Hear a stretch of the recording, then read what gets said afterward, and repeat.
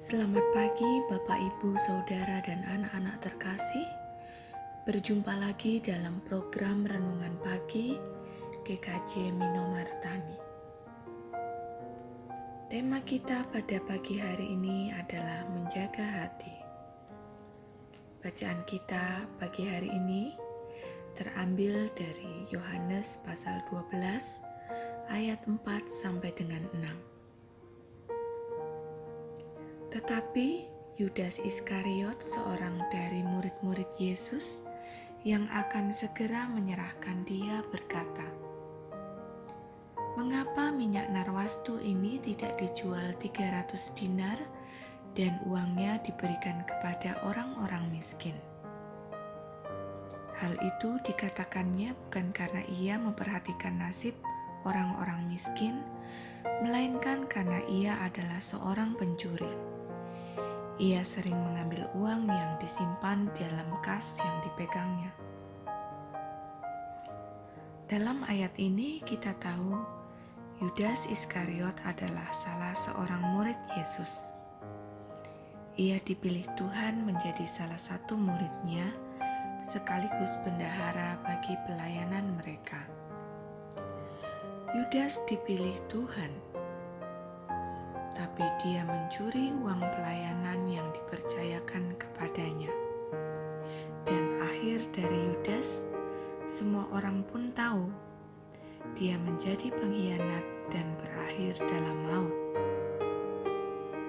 Dalam ayat 6 ini ditulis bahwa reputasi Yudas sudah diketahui bahwa ia adalah seorang bendahara yang tidak jujur. Mengapa ia dapat hidup terjerumus, padahal selama 3 tahun ia ada bersama-sama dengan Yesus dalam pelayanan bersama murid-murid yang lain? Kita lihat Petrus, Yohanes, Lukas, dan murid-murid yang lain, pelayanannya membuahkan hasil. Hidupnya diubahkan dan mengubahkan kehidupan orang lain. Tapi, bagaimana dengan Yudas? Mengapa hidupnya tenggelam dalam dosa? Jawabannya adalah karena ia mengizinkan dosa mengambil alih hatinya. Ia mencintai uang lebih daripada mencintai Yesus. Dia membuat dosa itu tumbuh, lalu dosa itu menguasai hatinya, sehingga ia merasa bahwa perbuatan buruk itu bukan lagi dosa. Ada 3 hal yang membuat dosa itu menguasai tubuh dan kita jatuh di dalamnya. Yang pertama, perbuatan buruk itu kita pikirkan dan perlahan sudah mulai masuk dalam alam pikiran kita. Yang kedua, kita mulai memperkatakannya, baik pada diri sendiri maupun orang lain. Yang ketiga, kita mulai melakukannya. Saudaraku yang terkasih, jangan pernah biarkan dosa, pikiran buruk itu masuk. Jika itu terjadi, marilah kita cepat-cepat ambil langkah, sehingga pikiran-pikiran buruk itu tidak terbentuk.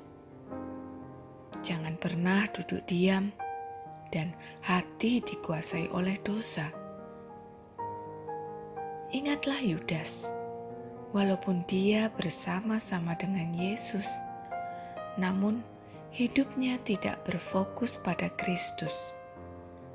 Karena itu, tidak ada perubahan di dalam dirinya, yang ada maut menguasainya. Tuhan menciptakan manusia dengan kehendak bebas. Gunakan kehendak itu seturut dengan kehendak Allah. Dan semua itu sudah diberikan di dalam firman-Nya. dan kehendaknya, yaitu hidup di dalamnya. Seperti ada tertulis, jagalah hatimu dengan segala kewaspadaan, karena dari situlah terpancar kehidupan. Amsal 4 ayat 23. Demikianlah renungan pagi hari ini, teriring berkat Tuhan. Amin.